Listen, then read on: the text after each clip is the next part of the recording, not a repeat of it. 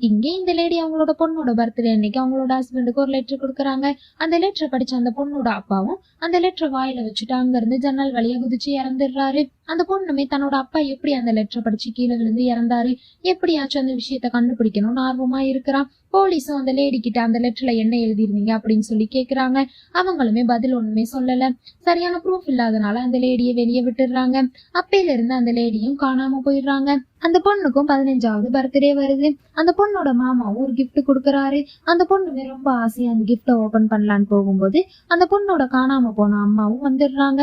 அந்த பொண்ணோட அப்பாவுக்கு எப்படி லெட்டர் கொடுத்தாங்களோ அதே மாதிரி அந்த பொண்ணோட மாமாவுக்கு அந்த லெட்டர் கொடுக்கறாங்க. அடுத்த 5 நிமிஷத்துலயே அவருமே அதே மாதிரி இறந்து போயிடுறாரு. மறுபடியும் அந்த லேடிய போலீஸ் புடிச்சிட்டு போயிடுறாங்க. அந்த பொண்ணுமே அவங்க அம்மா கிட்ட அந்த லெட்டர்ல என்னதான் எழுதியிருக்கீங்க, அதை படிச்ச எல்லாருமே இறந்து போகிறாங்களே ஏன் அப்படின்னு சொல்லி கேக்குறா.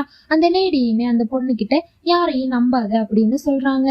அந்த பொண்ணுமே 5 வருஷமா தொடர்ந்து அவங்க அம்மாவை பார்த்து அந்த லெட்டர்ல என்னதான் எழுதியிருந்தீங்க அப்படின்னு சொல்லி கேக்குறா. அவங்களுமே ஒண்ணுமே சொல்லாம சைலண்டாவே இருக்கிறாங்க. அந்த பொண்ணுமே அவளோட அம்மா கிட்ட நான் இன்னும் 3 நாள்ல கல்யாணம் பண்ண போறேன் அப்படின்னு சொல்லிடுறான். அந்த பொண்ணு கல்யாணம் பண்ண போற பையனும் ஒரு கிஃப்ட் தரான். அது சேம் அந்த பொண்ணோட அங்கிள் கொடுத்த கிஃப்ட் பாக்ஸ் மாதிரியே இருக்குது. அப்பன்னு பார்த்து அந்த பொண்ணோட அம்மாவும் வந்து அந்த பையன் கிட்ட லெட்டர் கொடுக்குறாங்க. அந்த பொண்ணுமே அந்த பையன் கிட்ட லெட்டர் வாங்காதன்னு சொல்லி தடுத்தும் அந்த பையன் அந்த லெட்டர் வாங்கி படிச்சதும் அந்த பொண்ணோட அப்பாவும் அங்கிளும் எப்படி இறந்தாங்களோ அதே மாதிரி அந்த பையனும் இறந்துடுறான்.